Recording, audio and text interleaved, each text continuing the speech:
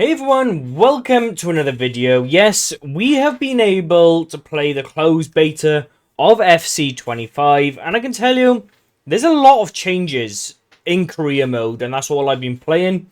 I haven't been playing any of the mode but career mode. How do I feel of the game? Look, it's a beta. A closed beta, there's a lot of bugs still in the game. I've probably reported 25 to 30 bugs myself to feed back. So I'm going to just go through from start to finish of what I like and what I think are going to be really important changes that you need to know. First of all, setting up the game. You've got complete control of setting up your game in terms of you can set it up however you want. If you're a content creator, for instance, or you just want to have a bit of fun, you could turn off challenges. You could turn off board strictness, so you will never get sacked from a job. You could lose every single game with Man City and still not get sacked. Your objectives will never be in touch. They will never ask you to complete them. They'll never remind you about completing them. You can turn your objectives on and off. You have also got custom board objectives as well, which are really, really good to have. And you can also set up the transfer window in a different way. So, for instance, I haven't actually got game footage of this because you're not allowed to record it, but I have got some screenshots that I've found on the internet that explain my point perfectly. So, for instance, the screenshot you see on the screen now will have a settings on there for transfers. You can set yourself an embargo. You can do challenges like that. There's plenty of content within that. You can set yourself challenges with embargoes. You can set yourself up with 1 million. You can do whatever you want. It's completely customizable to whatever you want. There is still the training option, but you can turn that off, which is what everyone was asking for during this process. I'm really glad they've done that. It gives people the ability then just to play the game the way they want to play it. If you want the training option, you're more than welcome to have it. It gives you two other options. You can either have them completely full health all the time, in terms of full fitness, full happiness, or you can have it where it was like more old school, where you have to play him, but then you have to rest him so many times. It was more old school, so it was more automated within that reason. I set mine to that. I don't want him completely fit all the time. I want to rotate my squad, and that's what I use that option for. You've also got the option to have realistic transfers. So it's a lot harder. So they still have the loose and the strict, but they also have realistic, i.e. if you're Plymouth with 1 million budget, you're not going to go for Cristiano Ronaldo. He'll just instantly turn you down. But also, it's very unlikely that they'll accept a bid on the first go, simply because it's in a more realistic state. You'll have to negotiate over multiple negotiations. This can be a good thing if you want a bit more of a realistic career mode. But again, it's all up to you. You can choose what you want to do and how you want to do it within this career mode, which is really, really good. There is a new menu once you've completed all these settings.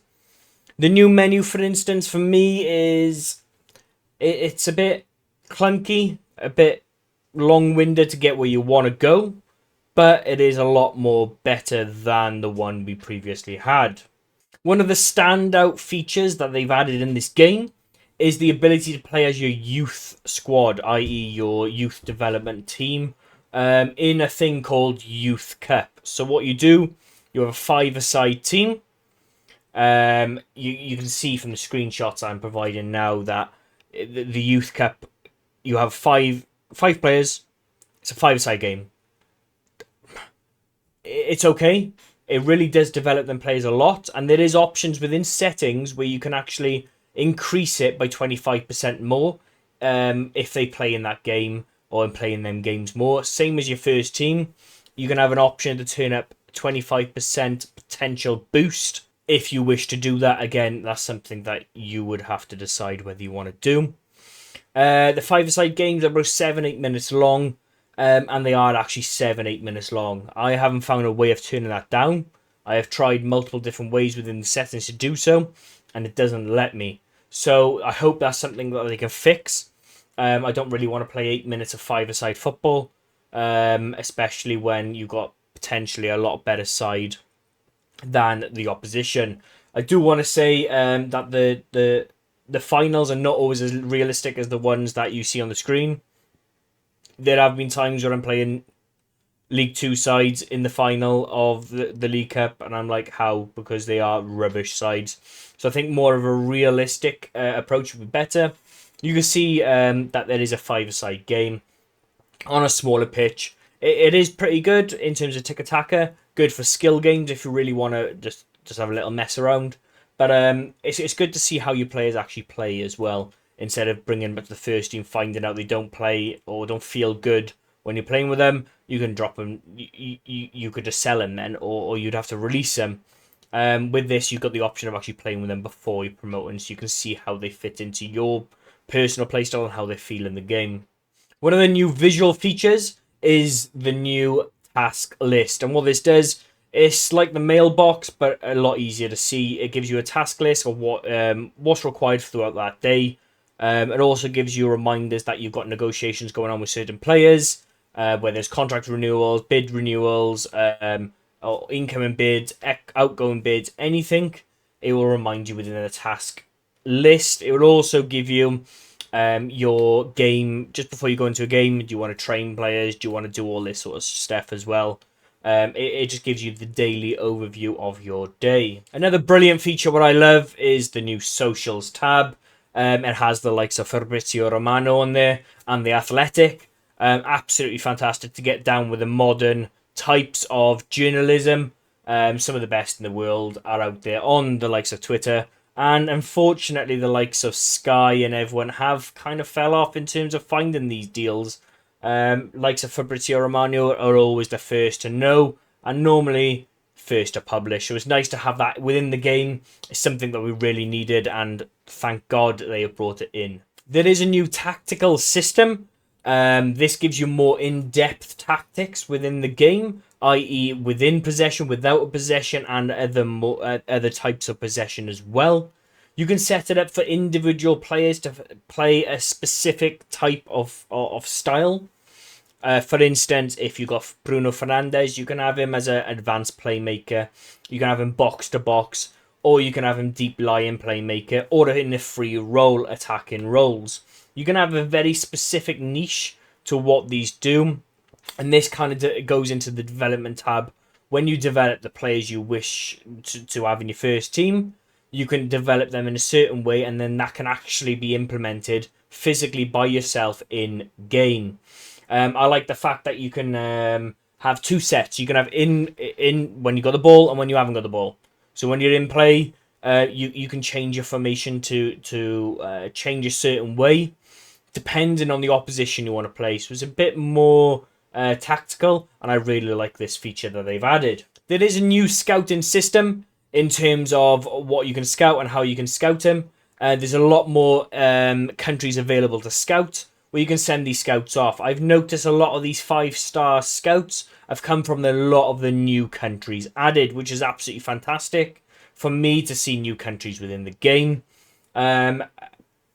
You can broaden your search or specify your search a lot more in terms of being able to search for a defensive mid player who wants to be a ball player and defensive midfield player, or a sitting role defensive midfield player. You can specify what type of player you're looking for, and that is really what we're looking for. And this goes into the new youth system. So the new youth system, you can actually scout youth players from the very early age. Number one, you can search them.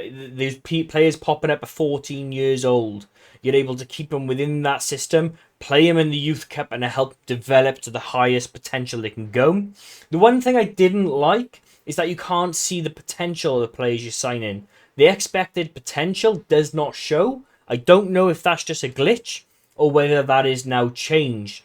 So I was basing it off the value and the highest they could potentially get right now. This didn't always work correctly, and I think they need to bring back the potential, or shows you what the potential could be in the future to be able to sign them. The new youth search does give you a very good option of what you would like to do. So you can search up to 4 specific positions from one scout. For instance, if you want a right wing striker and a cam, you could do that. But you can only search for 3 specific traits within them positions. For instance, I want a striker who's complete striker. I want a left winger who can play as a winger, cross it in. I want a right winger who can cut inside, inverted. I wouldn't be able to select then. I want a centre attacking midfield player who is a advanced playmaker. I wouldn't be able to do that because it only lets me pick 3 traits out of the 4 positions. So my advice would be let them stick to the 3 positions they know, or pick 1 position or 2 positions and split them out by this. You can pick 2 specific traits you wish from them players that you are getting in that 1 position. That would be my advice. It seems like I had better results when I picked 1 specific position with multiple traits, or 2 specific position with multiple traits within them. So all in all, let's round it up. I think they've done a lot of work on the career mode side. I think there's a lot of work to do. Do I think it'll be quite buggy? Potentially. There's a lot of changes within that game and the way it's structured for it to go completely wrong. But also there are some absolutely fantastic changes which I really love. The ability to have more control over your tactics, the ability to have more control over your searching, and finding that specific youth player. These abilities are absolutely fantastic. Also, having complete control of your game. You can customize your game to whatever you want, i.e., board objectives, anything like that. So if you want training plan on, if you want it off, if you're doing a rebuild but you don't want to play any games and you haven't got to worry about getting sacked because you haven't hit an objective of signing a Russian player from 2006. Do you know what I mean? You haven't got to worry. You can change all of that so you're able to do these challenges a lot freely, and it's absolutely fantastic to see. So, brilliant job as always. Thank you for having the opportunity to let me play the closed beta. You can try and get it yourself. I don't know if everyone's been able to get it, but thank you so much for letting me play it. And I do really recommend checking as much footage as you can out, because the career mode side of this is absolutely fantastic. Thanks for watching again. Take care, much love. Don't forget to like and subscribe and share with a friend. Peace.